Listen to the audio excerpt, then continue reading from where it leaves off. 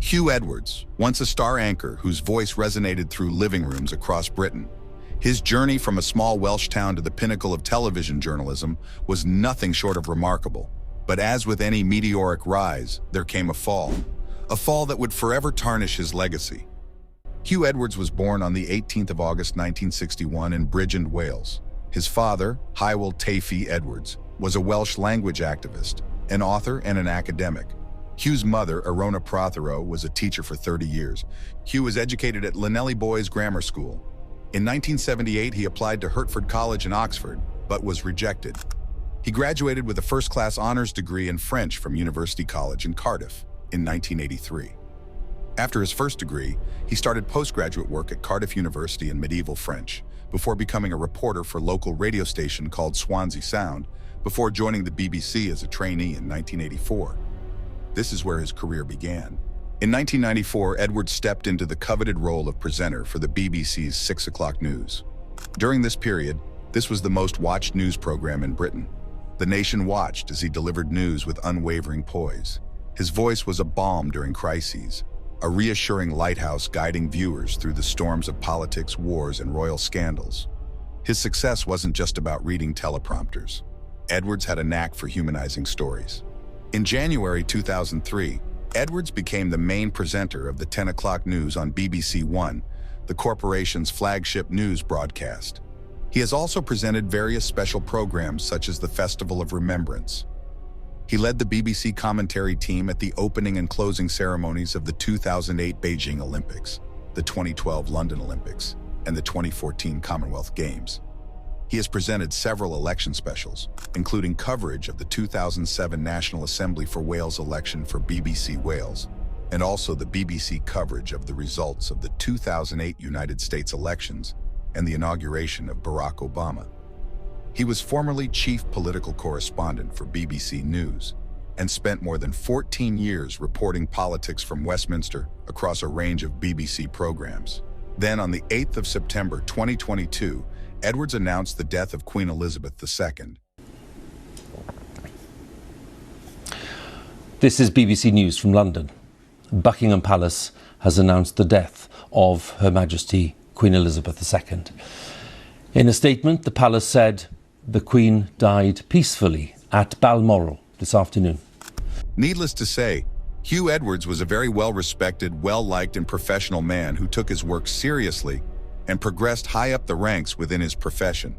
He also became one of the highest-paid news presenters in the nation, earning over £550,000 per year at his peak. Outside of presenting the news, Edwards was a family man. He was married to Vicky Flynn, a television producer, and they had 5 children together. Faith was also important to him, as he was a devout Christian who attended church on a weekly basis. But then in the summer of 2023, his seemingly perfect public image would get tarnished forever. Breaking news here on the BBC. Within the past few minutes, former BBC News presenter Huw Edwards has pleaded guilty at Westminster Magistrates Court to 3 counts of making indecent images of children here. The former BBC presenter Huw Edwards has arrived at Westminster Magistrates Court. Of course, he's due to appear in court having been charged with making indecent images of children. One of the BBC's most senior news presenters. He has today pleaded guilty to 3 counts of making indecent images of children. On the 7th of July 2023, The Sun News reported that an unnamed, well-known BBC presenter had paid a 17-year-old more than £35,000 to send him explicit photos based on allegations by the teen's mother and stepfather. A lawyer representing the young person said nothing inappropriate or illegal had taken place and that their client was estranged from their mother. Then, on the 12th of July, Edwards' wife, Vicky, publicly named him as the subject and said that he was receiving hospital treatment for depression. Following the allegations made against him the following year in April of 2024, Edwards resigned from the BBC. However, things would only get worse for Huw. On the 29th of July 2024, the Metropolitan Police announced that Edwards had been charged with 3 counts of making indecent images of children. The charges involved images allegedly shared in a WhatsApp chat between December 2020 and April 2022. There were 6 Category A images, 12 Category B images and 19 Category C images. Category A images are the most serious and include penetrative sexual activity, while Category B images involve non-penetrative sexual activity. Category C means the images do not fall into categories A or B and do not depict any sexual activity. Edwards was first arrested on the 8th of November 2023 and charged on the 26th of June 2024, following authorization from the Crown Prosecution Service. On the 31st of July 2024, the 62-year-old was surrounded by photographers as he arrived at Westminster Magistrates Court wearing a dark blue suit, blue tie, and dark sunglasses before pleading guilty to making indecent images of children.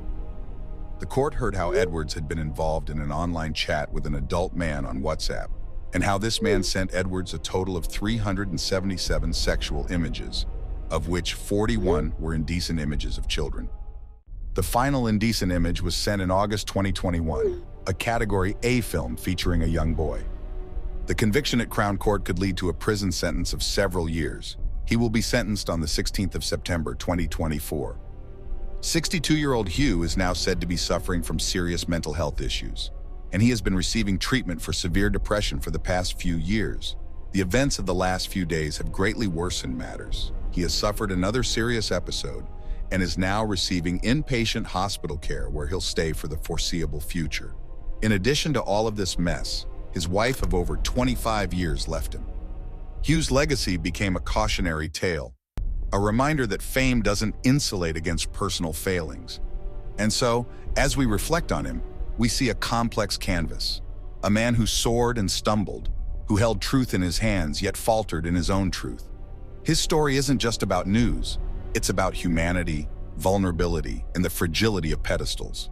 This case is still ongoing, but regardless of the outcome, I think it's safe to say that his once impeccable career is well and truly over.